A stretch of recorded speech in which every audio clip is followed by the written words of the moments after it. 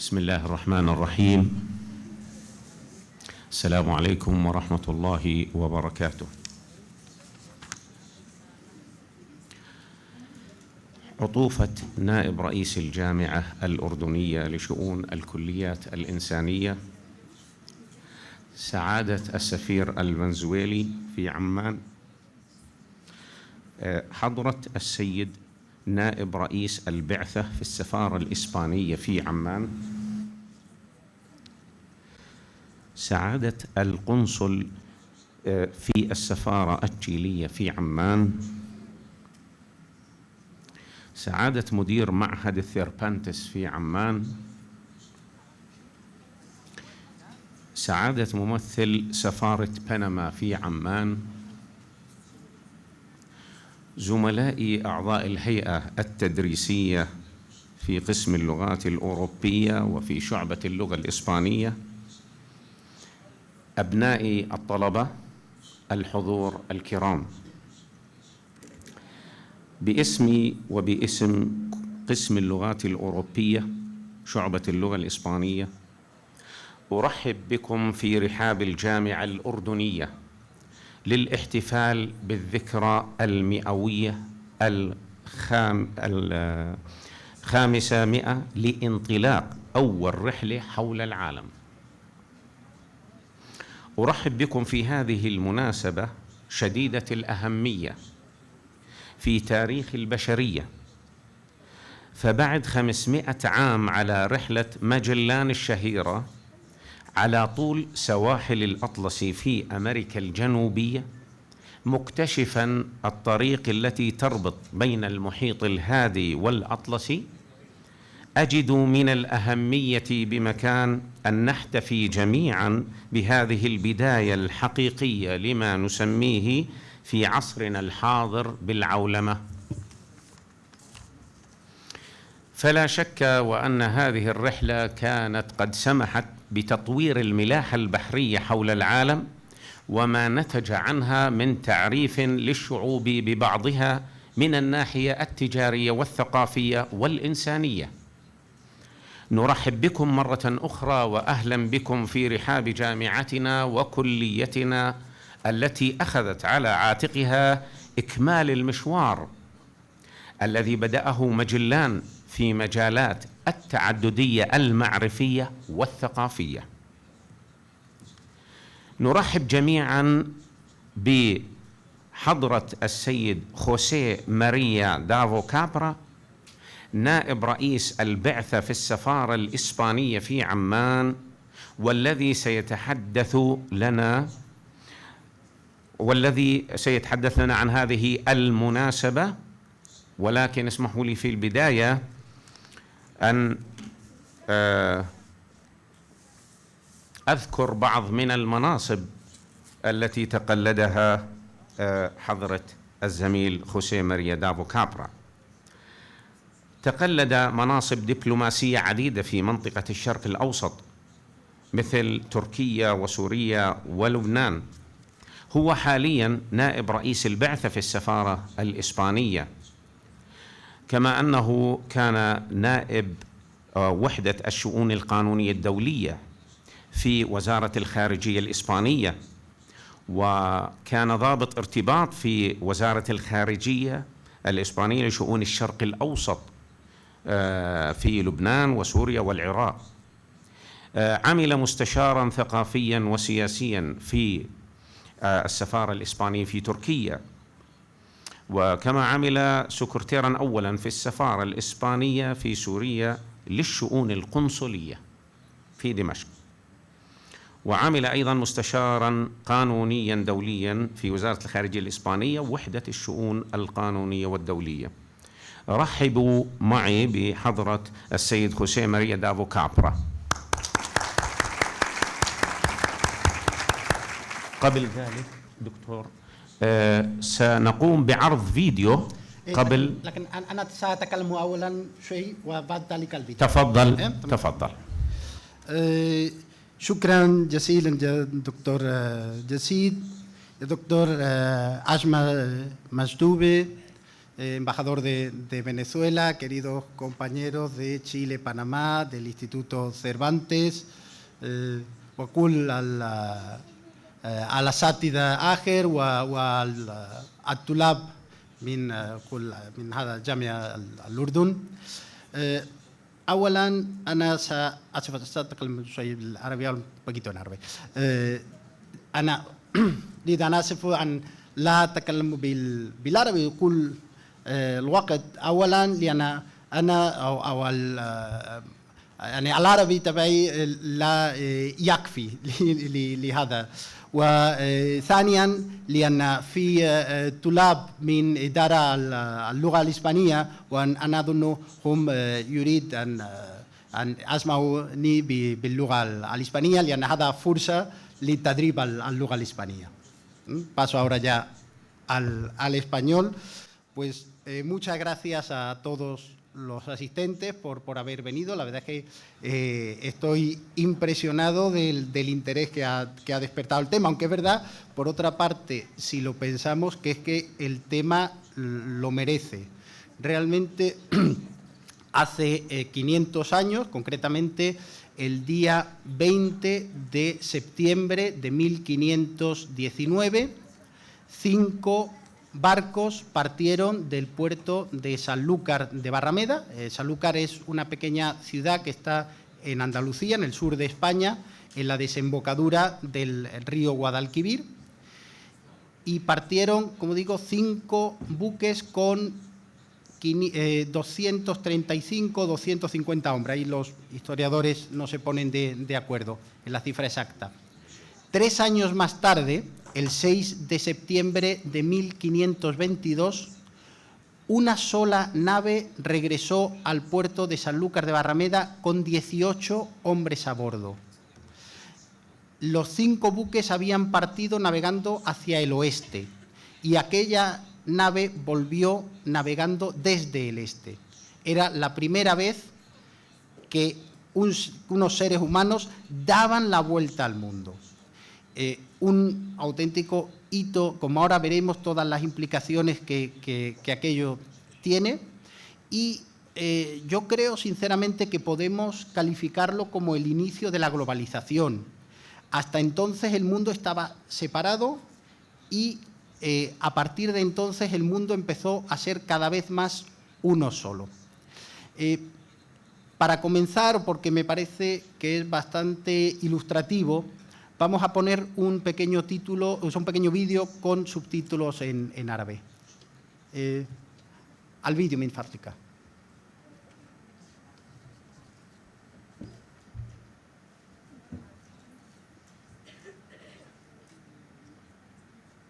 ¿Sabías que la primera vuelta al mundo cambió el destino de la humanidad para siempre?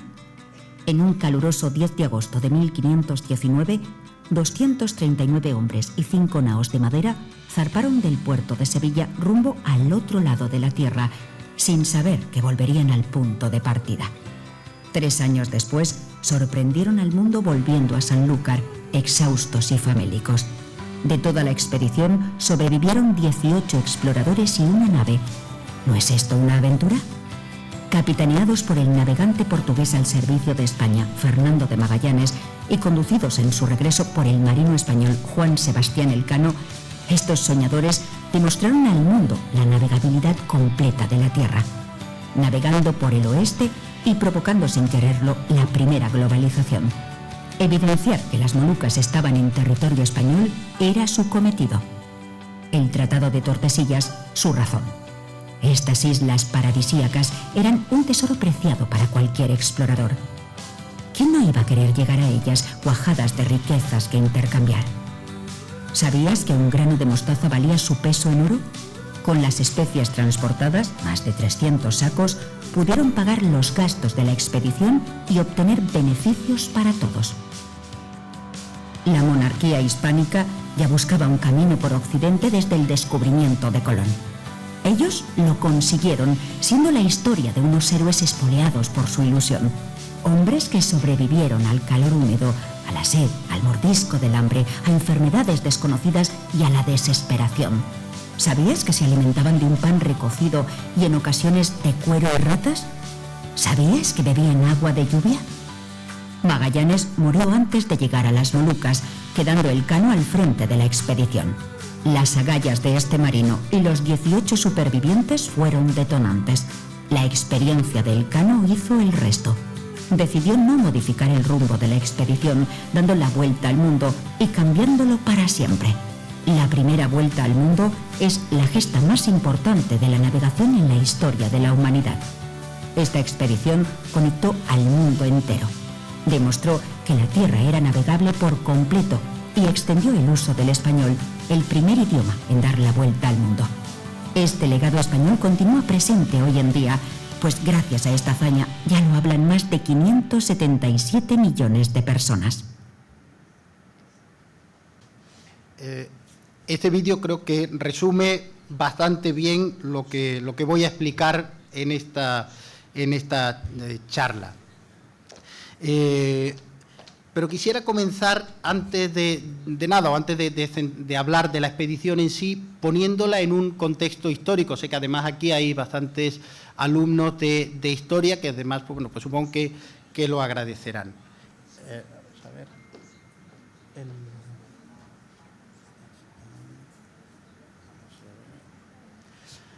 Bueno, esta expedición tuvo lugar en el tránsito, en el comienzo de la Edad Moderna. No voy a dar aquí una charla, porque además tampoco tengo preparación para ella, sobre lo que supuso el comienzo de la Edad Moderna, el Renacimiento, pero sí quiero dar algunas ideas que después pueden ayudarnos a entender el porqué de esta expedición.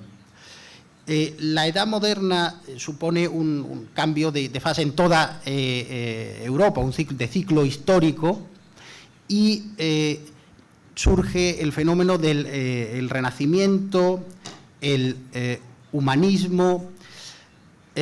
Hay un deseo de explorar, de ir más allá de los límites bastante estrechos del mundo medieval. El mundo medieval había heredado unos límites del mundo antiguo. Todo esto estoy utilizando, obviamente, categorías históricas occidentales, que yo sé que en el mundo árabe se utilizan otras categorías porque, lógicamente, los acontecimientos relevantes son diferentes, pero entiendo que ustedes también están familiarizados con esto.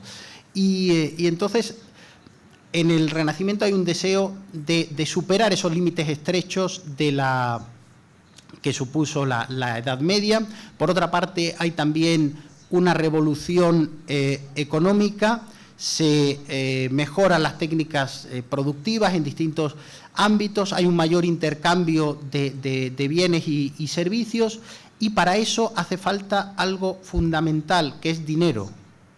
En esa época hay una escasez de material o de metales preciosos para fabricar dinero y para proceder a esos intercambios. Podríamos decir que hay una fiebre del oro que de alguna manera o en gran medida se verá compensada con el descubrimiento de América y la explotación de los recursos mineros que hay en ese continente. O sea, con lo cual, pero esa explotación todavía no había llegado, estamos en los comienzos de la exploración, de esta exploración. Así que hay un deseo, una necesidad de tener metales preciosos, de tener también mercancías más valiosas que intercambiar, y en ese contexto ahora vamos a hablar, en ese contexto hay algunas peculiaridades de este comienzo de la Edad Moderna en la península ibérica, tanto en España como en Portugal. Es importante tener en cuenta que la historia de los dos países va en paralelo. Y concretamente el comienzo de la Edad Moderna en la península ibérica va ligado de la mano de, por una parte, el fin de la Reconquista y por otra, el comienzo de las grandes expediciones oceánicas. Sé que el concepto de Reconquista es controvertido, que digamos esa visión simple de los cristianos conquistando territorio de los musulmanes ya está superada. No voy a entrar en eso, que daría también para otra conferencia, pero hay gente mucho más preparada que yo para ello. Pero digamos, yo creo, por lo menos me quedo con la idea de que en Portugal primero y en España después se acaba un proceso histórico. En el caso de Portugal es en el año 1249 con la conquista del Algarve, y en el caso de España tardará un par de siglos más, en 1492, con la conquista de Granada.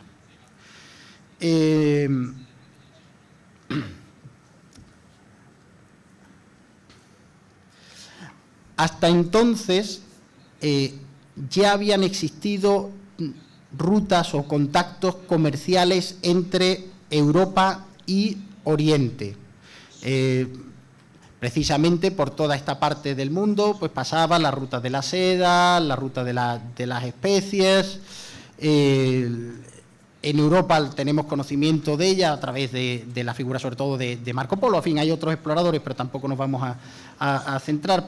Es simplemente un poco para situar el contexto. Pero el caso es que hay una ruta que existe, que es en parte marítima y en parte terrestre, para llegar a Asia. La idea es conectar Europa con Asia, porque en Asia hay toda una serie de mercancías, de bienes que interesan en Europa. Sin embargo, y de este contexto también es importante citar los relatos de Marco Polo, que nos traen a Europa una visión idílica de Oriente, sobre todo de la China, como ese imperio rico en todo tipo de bienes, metales preciosos, mercancías, etcétera, ¿no? Y crea también una idea en el imaginario colectivo de la Europa de aquella época, el deseo de ir a Oriente. Con lo cual hay que buscar rutas para Oriente. La ruta clásica por la que va Marco Polo es una ruta que en esa época está dominada por el Imperio Otomano, por lo menos en esta parte, precisamente, del mundo donde nos encontramos. Con lo cual, en ese contexto de enfrentamiento religioso, para España y para Portugal, el llegar a Oriente a través del Imperio Otomano no es una opción. Sí lo serán para los italianos sí lo llevaban explotando. Con lo cual, España y Portugal tienen incentivos para buscar rutas alternativas. En el caso de los portugueses, que como digo, habían acabado su reconquista antes que España, ellos empiezan antes ese periodo de expansión. Hay como una especie de continuidad con el impulso que, digamos, de alguna manera se había utilizado para reconquistar territorio, ir más allá. Primero tienen incursiones en el norte de África, lo que hoy sería principalmente Marruecos, pero ven que aquello encuentran una resistencia bastante importante y por otra parte tampoco les reporta grandes réditos. Y entonces es cuando se plantean ir más allá e ir por mar. Concretamente, voy a citar aquí a los dos grandes navegantes portugueses, hubo muchos más, por supuesto, que son Bartolomeu Díaz primero y Vasco de Gama después. El primero de ellos va rodeando las costas de África hasta llegar a lo que hoy sería Sudáfrica, el Cabo de Buena Esperanza, que él originalmente llamó Cabo de las Tormentas. Al parecer, aquel nombre no era muy comercial. Al rey Juan II de Portugal le debió parecer que aquello asustaría a los marinos, eso llamarlo Cabo de las Tormentas, así que decidió llamarlo Cabo de Buena Esperanza. Y entonces, posteriormente, en el año 1497-98, Vasco da Gama retoma esa ruta y llega hasta la India, ¿no? Como vemos en este. Entonces, esta es la ruta portuguesa. A partir de ahí, los portugueses ya tienen su ruta para llegar a las Indias. ¿Qué pasa con España? Bueno, la corona de Castilla, en aquella época todavía España se está en un proceso de formación, tiene una guerra que es al mismo tiempo guerra civil y donde intervienen otros dos reinos peninsulares, que serían Portugal y la corona de Aragón. y como resultado de esa guerra se firma el Tratado de Alcasovas, en el que, bueno, por un lado se constituye España. España ya se había constituido a través del matrimonio de los reyes católicos, dejando a la otra pretendienta, Juana, llamada la Beltraneja, que era la que tenía el apoyo de Portugal, y, entre otras cuestiones, hacen un reparto de territorios.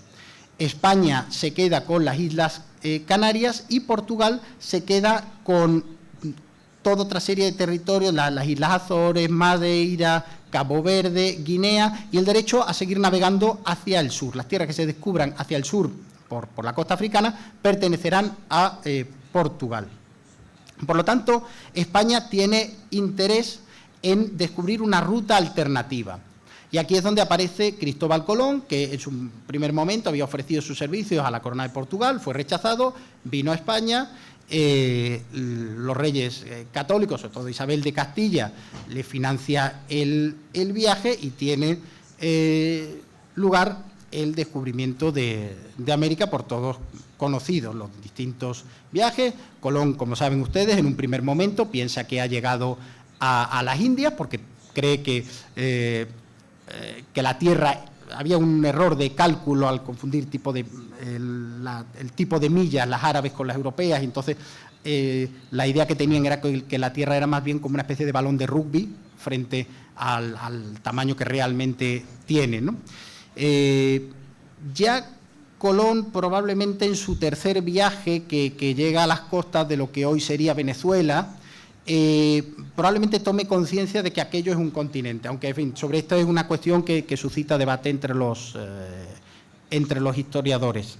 Pero el caso es que ya se abre esa nueva ruta. En todo caso, se dan cuenta desde España que aquello no son las Indias, que es otro continente nuevo, otra tierra nueva. Y entonces,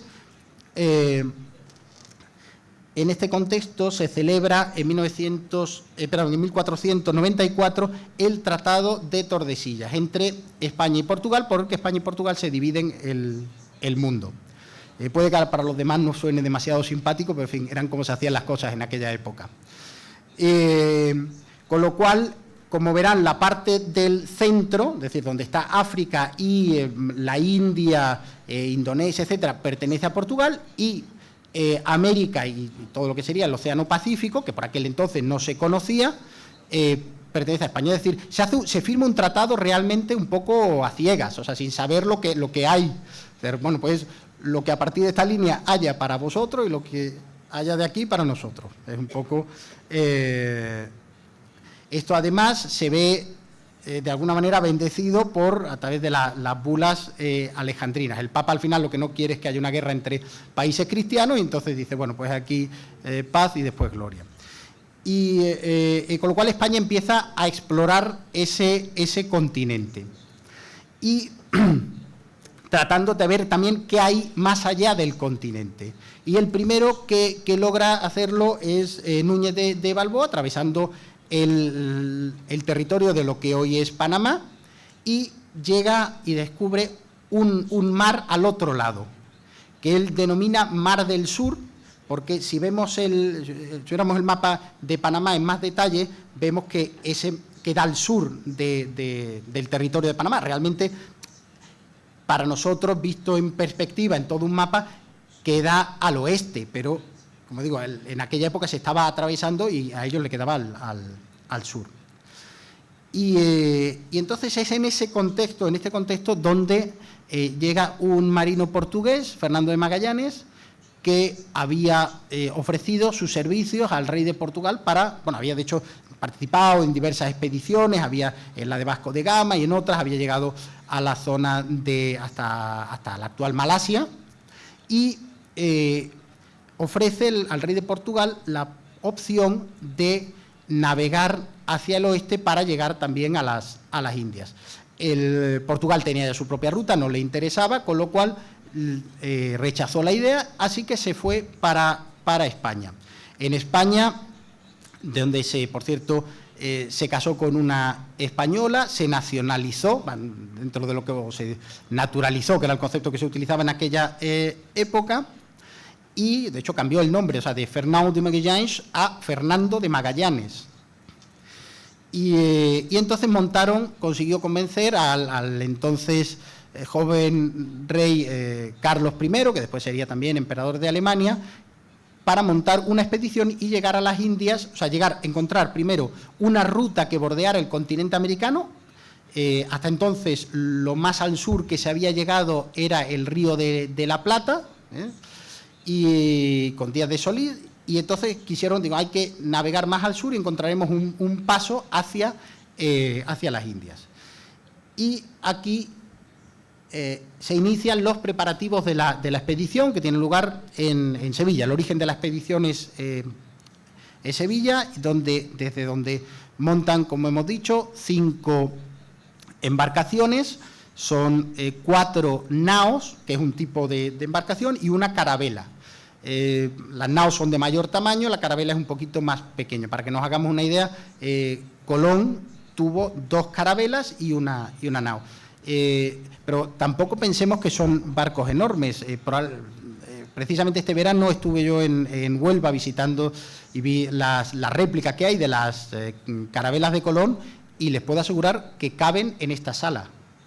O sea, imagínense ustedes montarse en una embarcación que es más pequeña que esta sala para atravesar el océano con todas sus tempestades y todo lo que aquello tiene. Realmente los marinos de aquella época tenían un valor extraordinario. La expedición está compuesta principalmente por españoles, alrededor de unos 150, pero también hay marinos de muchos otros países. Utilizando las categorías actuales, es decir, los países actuales, habría aproximadamente unos 30 portugueses, 25 franceses, 25 italianos, 7 griegos, 5 flamencos, 3 alemanes, 2 irlandeses, 1 inglés y 1 malayo. O sea, que ya la idea de globalización empieza probablemente en la propia expedición. De Sevilla van bajando el río Guadalquivir hasta Sanlúcar de Barrameda, y el 20 de septiembre de 1519 parten de Sanlúcar hasta las Islas Canarias. En las Islas Canarias se reabastecen y allí, sin embargo, hacen una cosa que ya a los historiadores les plantea dudas, porque en lugar de utilizar la ruta que ya se conocía hacia América, utilizando los vientos alisios hacia el Caribe, sigue navegando por la costa de África hasta la altura de Guinea, y es allí donde cruza el Atlántico. Es una zona que en términos de distancia tiene menos distancia que la ruta que utilizaba Colón. Sin embargo, por las corrientes marinas es la zona más complicada de atravesar. No se sabe muy bien por qué hizo eso. Algunas teorías apuntan a que quería evitar una expedición portuguesa que había ido a pararles el camino. Y aquí ya, enlazo con otra idea que me había dejado, pero así que aprovecho y la vuelvo a traer, que es que Portugal no solo no quiso participar, o sea, no en esta expedición, sino que además se opuso a ella a través de su embajador, que estuvo en Sevilla haciendo lo que pudo para intentar que no saliera, y después cuando salió, ahora veremos que en varios puntos trata de cortar la expedición, porque al final esto suponía que España iba a ganar una ventaja frente a Portugal. Entonces, como decimos, atraviesan el Atlántico, una travesía bastante dura, y llegan a las costas de Brasil y acaban atracando y pasando una temporada en lo que hoy sería Río de Janeiro. Entonces, bueno, pues esa probablemente sea la parte más agradable del viaje para ellos. Después continuaron bajando por toda lo que sería la costa de Brasil y de Argentina, de Uruguay, Argentina. El problema que ellos tenían era que no sabían dónde acababa el continente. Entonces, como en toda esta zona hay grandes ríos con unos estuarios muy amplios, ellos se metían en el río a ver si aquello era el paso, ¿no? Y evidentemente llegaban puntos donde veían que aquello se estrechaba, y entonces, pues nada, tenemos que dar la vuelta, chavales, venga, vamos otra vez a seguir bajando hacia el sur, ¿no? Entonces, pues fueron probando. Claro, esto que lo estoy diciendo aquí brevemente, estamos hablando de muchos días, de muchas semanas, de varios meses. Deciden invernar en lo que hoy es el puerto de San Julián, en Argentina. Y allí tiene lugar ya un incidente que es un motín. Parte de la tripulación quiere regresar a España, no ven aquello nada claro. El que encabeza el motín es Juan de Cartagena, que era podríamos decir el adjunto, como una especie de comisario político que la corona había puesto en la expedición, porque Magallanes era un hombre también complicado. Y bueno, que todo esto, habíamos estado en Sanlúcar, he empezado a hablar y me he pasado las diapositivas. Esto es Sanlúcar, y aquí estamos ya en puerto de San Julián. Magallanes, la verdad es que en una acción auténticamente de película, consigue, porque se había quedado en minoría, consigue dar la vuelta a la tortilla y hacerse con el dominio de la expedición, ajustician a varios de los que la habían encabezado y a otros los dejan abandonados en una isla en el puerto de San Julián. Continúan la expedición hacia el sur y por fin llegan a lo que posteriormente tomará el nombre de Estrecho de Magallanes, ya en el sur del continente, en lo que hoy es Chile. En todo esto, bueno, pues habían ido también descubriendo animales extraños, personas también de una configuración extraña, los patagones, y ya por fin se meten en el paso del Estrecho de Magallanes. No es un paso expedito, o sea, no es que uno llegue allí, da la vuelta y ya sale al Pacífico, sino que son un conjunto de islas, una especie como de laberinto donde van haciendo prueba y error.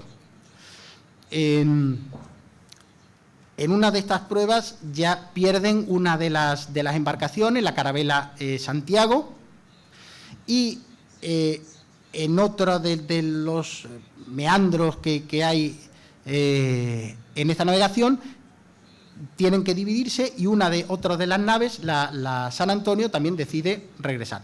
Al final llegan a un cabo que le llaman el Cabo Deseado, que es precisamente porque es donde ya se dan cuenta de que han salido al Pacífico. Precisamente el Pacífico le dan este nombre porque en aquel momento les aparece a ellos que es mucho más pacífico, más tranquilo que el Atlántico. La realidad es que, o hay algunos historiadores tratan de explicar eso, que probablemente se deba a que ese año coincidió con el fenómeno del Niño. Entonces, por eso estaba más tranquilo en esa parte de lo que habitualmente suele haber, porque ahí está la corriente de Humboldt que recorre toda la costa chilena y peruana. Suben por la costa chilena, curiosamente no se abastecen en la costa chilena, que eso tampoco lo entienden muy bien los exploradores, porque es una costa rica, fértil, y a partir de ahí toman el rumbo hacia el noroeste, es decir, que ya se meten en el Pacífico y van a atravesar el Pacífico. Ellos no saben de qué tamaño tiene el Pacífico, no lo saben. Van a estar navegando 3 meses sin tocar tierra. 3 meses donde se van a quedar sin agua, se van a quedar sin alimentos y además empiezan a padecer una enfermedad que para ellos es nueva, quiero decir para ellos y para todos los europeos, que es el escorbuto debido a la falta de vitaminas de fruta fresca. Curiosamente, los jefes de la expedición no la padecen y se cree que es porque comían carne de membrillo.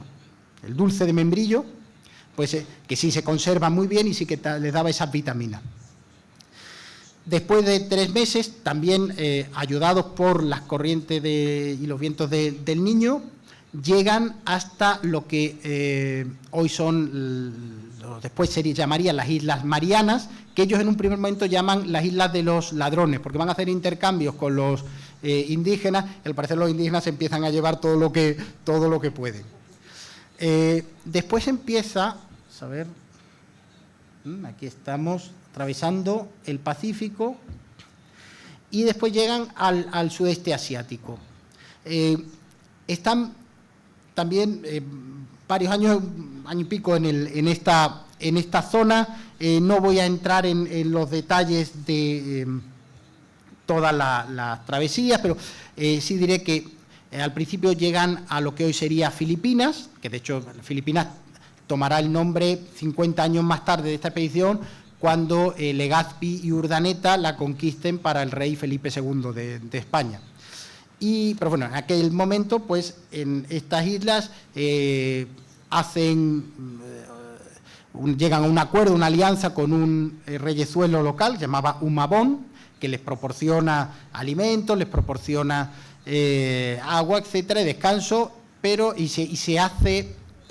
acepta convertirse en súbdito de la corona española. Pero para ello pide también que le vayan a proteger de uno de sus enemigos, que es el rey o el cacique Lapu-Lapu, de una de las islas vecinas, la isla de Mactán.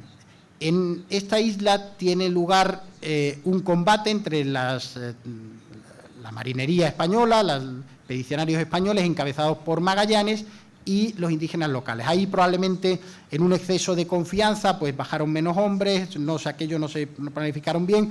El caso es que los indígenas acabaron derrotando a los españoles y concretamente, y que eso es lo más trascendente, matando a Magallanes. Con lo cual los españoles hubieron de retirarse de allí, volvieron otra vez a la isla donde estaba Humabón, eligieron a un nuevo jefe, otro portugués, Duarte Barbosa,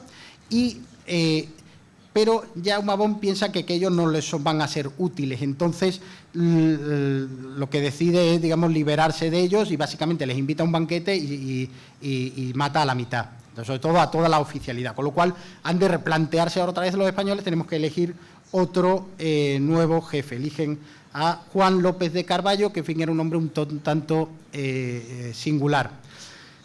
De allí, por hacerlo un poco breve, ya por fin llegan a las islas de las especies, las islas Molucas. Antes han pasado por Borneo y cargan las naves de especies y deciden regresar ya a España. De entrada tienen que sacrificar una de las naves porque no tienen marineros suficientes para todas ellas y entonces sacrifican la Concepción, que era la más antigua de las que tenían, y se quedan solo con la Victoria y la Trinidad. El problema era que la nao Trinidad tenía algunos problemas de filtraciones de agua y como además la habían cargado en exceso, tenía problemas de navegabilidad, con lo cual vuelven a la isla donde habían tomado las especies, la dejan reparando y entonces una parte de la expedición, capitaneada por Elcano, deciden regresar a España. Aquí hay división, es decir, por una parte, Elcano una parte de la Santísima Trinidad quieren regresar a través del Pacífico, es decir, la misma ruta que habían hecho, mientras que Elcano, que está al mando de la Victoria, decide que van a regresar dando la vuelta a África, de alguna manera utilizando la ruta de los portugueses. Aquí el problema que tiene, esta ruta era más corta y era más fácil de navegar, y por eso la quiere Elcano. El problema es que como los portugueses les pillaran, se les acababa la expedición. Y aún así decide asumir el riesgo y toma esa ruta.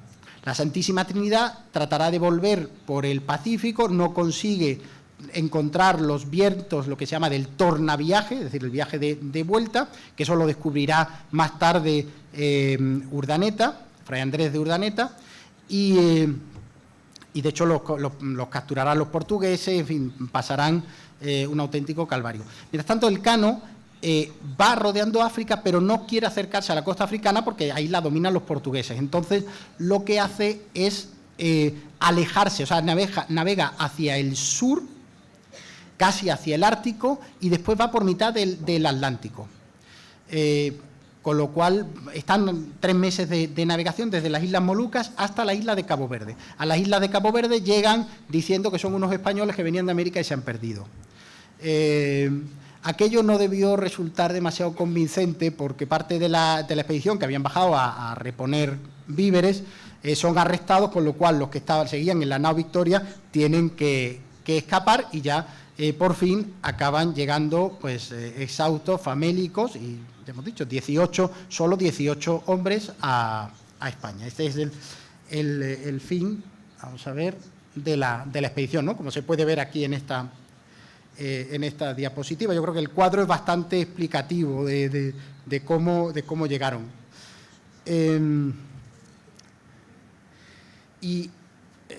Realmente, para entender lo extraordinario de esto, hay que pensar en cómo estos hombres se embarcaron hacia lo desconocido, como digo, en unas embarcaciones, lógicamente desde nuestro punto de vista precarias. Y yo además recuerdo aquí una frase que me dijo una vez un oficial de la Armada Española, que era: en alta mar se está muy solo. Eso lo dice un señor, un oficial de la Armada que navega hoy con los mejores métodos de navegación, de posicionamiento y unos buques estupendos. Y nos imaginamos en aquellas embarcaciones de madera lo que tendría que ser el estar semanas y semanas sin saber realmente hacia dónde se iba.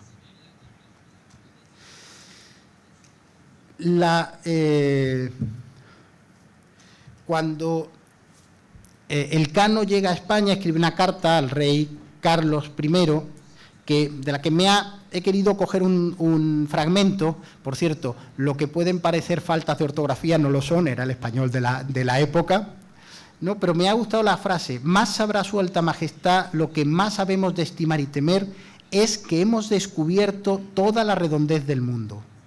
O sea, son conscientes de la gesta, de la heroicidad que han realizado.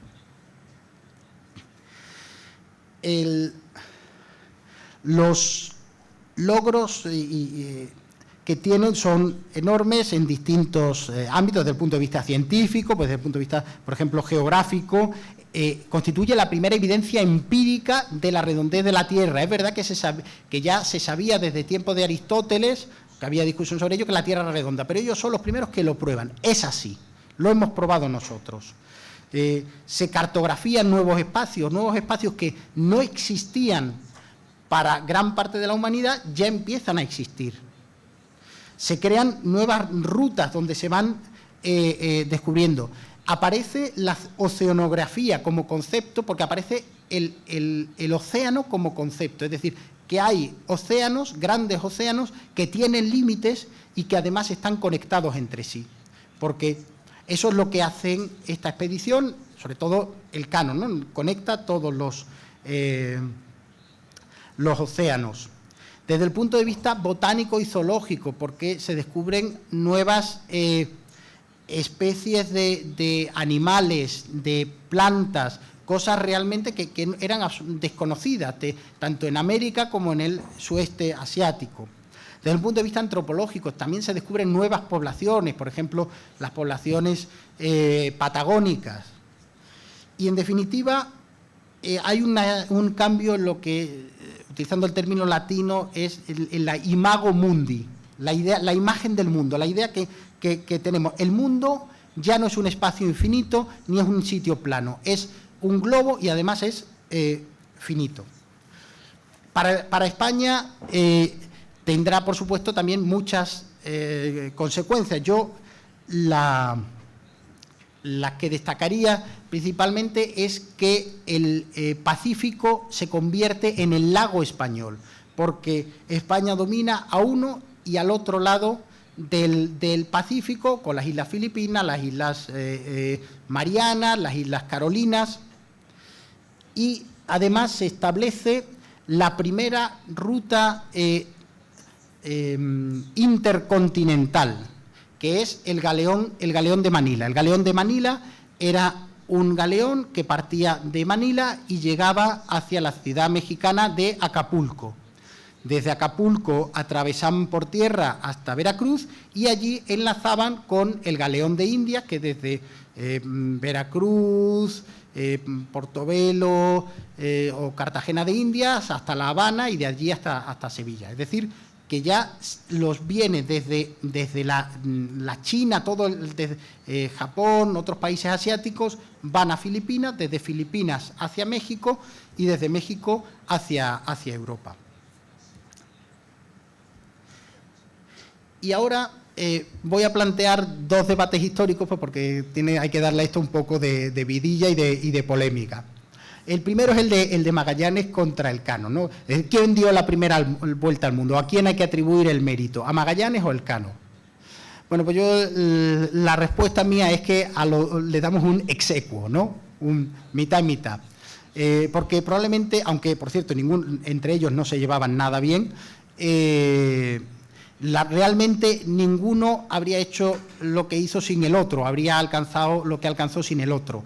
Magallanes fue el que tuvo la idea de de dar la vuelta al continente americano y atravesar el mar que hubiera detrás. Esa era la idea de Magallanes. Elcano no lo habría hecho, pero la idea original de Magallanes era volverse por el mismo sitio. Elcano fue el que tuvo la voluntad, la decisión de volver por la ruta bordeando África, que tenía, digamos, desde el punto de navegación era más sencilla, pero desde el punto de vista geopolítico era más compleja. Y después fue el que efectivamente dio la vuelta al mundo. También se plantea el debate entre España y Portugal en este aspecto. Yo creo que, sinceramente, evidentemente fue una expedición española. Se constituyó al amparo del rey de España, navegaban en nombre del rey de España. Fernando de Magallanes era capitán general nombrado por el rey de España para tomar posesión para España de los territorios que descubriera. Y de hecho Portugal intentó sabotear la expedición en la medida de lo que pudo. Ahora, también es cierto, y aquí hay que reconocer, que Fernando de Magallanes era originalmente portugués y que los grandes conocimientos que tenía de navegación procedían de su experiencia como marino portugués. Y por último quería acabar con una cita de Gonzalo Fernández de Oviedo, pues uno de los grandes cronistas de Indias, que califica este acontecimiento como el acontecimiento más grande que se haya visto desde que Dios creó al primer hombre. Y me gusta también el escudo de Elcano con la leyenda Primus circumdidesteme, el primero que me dio la vuelta. Muchas gracias.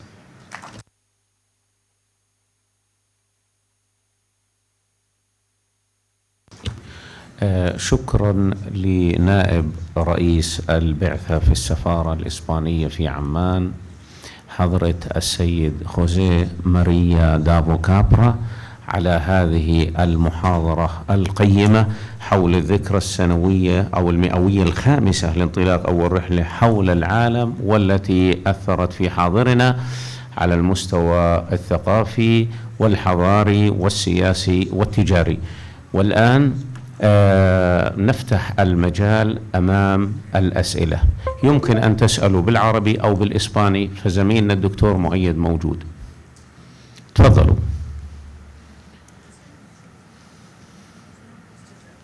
للأسئلة إذا سمحتوا، اللي في عنده أي سؤال، أي تعليق، أي استفسار، أي ملاحظة حول هذه الذكرى.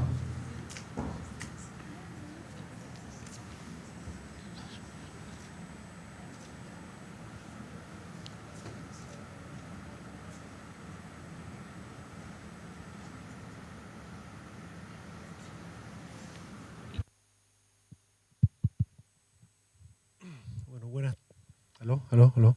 Sí, buenas tardes a todos. Masar Khair. José María, un placer nuevamente ver una de las charlas patrocinadas por la Embajada de España. Me gustaría en un momento, el próximo mes, que sería lo que nosotros en Panamá llamamos el mes de la patria, poder especificar, ya que este es el primer punto de la globalización. El segundo, tercero podría ser el tema de Portobelo, que también muchas personas consideran un punto importante en la globalización de los próximos siglos. Y bueno, la verdad es que es muy interesante, sí. Yo diría que pues hay un dicho que dice que la fortuna favorece a los corajudos, a las personas con valentía, y definitivamente el plan original pues no contemplaba dar una vuelta completa, sino simplemente vamos y venimos por la misma vuelta, y y Juan Sebastián Elcano pues completó la travesía, o como decía, la circunnavegación pues de forma, con mucha valentía, con muchas balotas, como decimos por ahí, y entonces gracias a él pues se pudo, y bueno, de hecho pues ahí está su nombre en los importantes centros de estudios geográficos. Gracias. Sí, al hilo de esto, he querido insistir en la figura del Cano, precisamente porque en algunos historiadores, particularmente desde fuera de España, han querido siempre dejarlo en un segundo plano o incluso ignorarlo. También es verdad que eso tiene una razón de ser. El principal cronista de la expedición es un italiano llamado Antonio de Pigafetta, que al parecer no se debía llevar demasiado bien con el Cano, cuando tuvo que elegir en qué barco se montó en el del Cano. Digamos, Pigafetta admiraba muchísimo a Magallanes y no tanto a Elcano. Y el caso es que en su relato, que es el principal relato que se utiliza o que utilizan los historiadores para saber lo que aquí aconteció, no menciona, creo que ni una sola vez a Elcano, cuando estuvo, pues eso, no sé, diría, alrededor de medio año embarcado con él.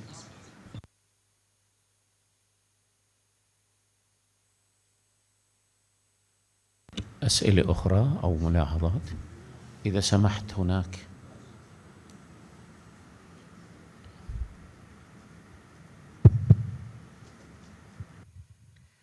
Hola, soy Sara y quiero preguntar por qué nadie menciona al esclavo de Magallanes, Enrique, y sus atributos para este logro, y por qué se acredita a Magallanes el viaje si no planeaba dar la vuelta al mundo, sino para encontrar otra ruta para llegar a las Indias, y también él murió a mitad del viaje. Muchas gracias.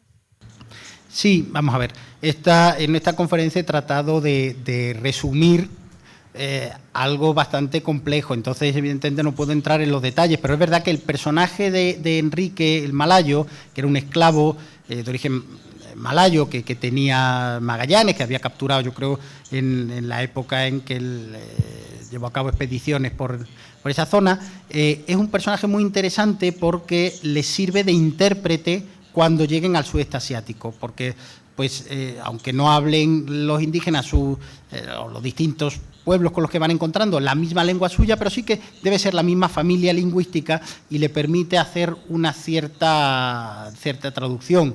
Después también la figura de Enrique el Malayo es controvertida porque hay quien dice que fue él quien les traicionó con el rey Humabón. También es un episodio donde no he entrado, pero bueno, resumiéndolo brevemente, Magallanes había dejado escrito en su testamento que cuando él muriera, este esclavo iba a ser libre. Cuando lo mataron, Duarte Barbosa, que siguió al frente de la expedición, consideró que de momento no lo iba a liberar. Entonces dice que el hecho de que les tendieran una emboscada en la otra isla fue, ese banquete al que los invitaron y donde los asesinaron, fue porque Enrique el Malayo estuvo instigando. Y después, respecto al mérito de Magallanes y Elcano, ¿por qué se atribuye a Magallanes? Él tuvo la visión de encontrar un paso rodeando América y de atravesar el mar que hubiera detrás. Eso realmente es un gran logro. Elcano no habría logrado eso o no habría estado allí sin Magallanes. Por eso yo creo que lo que es de justicia es reconocerlos a los dos. أي أسئلة أخرى؟ أي ملاحظات؟ أي مداخلات؟ طيب احنا نكتفي بهذا القدر، فأود أن أشكركم جميعا على حضوركم ومشاركتكم، وجزيل الشكر لضيفنا الكريم، كما وباسمكم جميعا أود أن أشكر زميلي الدكتور مؤيد على هذه الترجمة الرائعة، فشكرا لكم ويعطيكم العافية.